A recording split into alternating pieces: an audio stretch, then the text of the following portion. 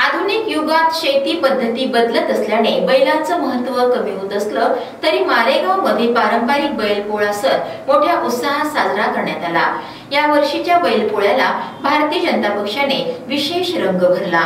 उत्कृष्ट बैलजोडी आणि त्यांच्या सजावटीला पारितोषिक देऊन शेतकऱ्यांच्या या प्राचीन परंपरेचा गौरव करण्यात आला। जिल्हा अध्यक्ष तारेंद्रभाऊ बोर्डे यांच्या हस्ते पारितोषिक वितरण सोहळा पार पडला। या कार्यक्रमात प्रथम पारितोषिक पंकज वसंता बदकी, द्वितीय पारितोषिक मनोज जीवन कापसे आणि तृतीय पारितोषिक सुरेश गणपत मस्की यांना देण्यात आलं।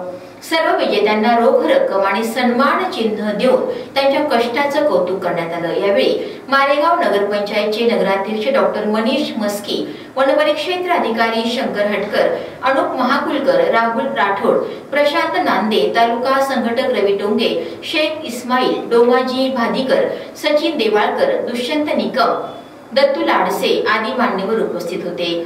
आजकाल शेतकऱ्यांनी मशिनरीचा वापर वाढवला असला तरी बैलजोडीची जोडी शेतकऱ्यांच्या मनात विशेष स्थान कायम ठेवते।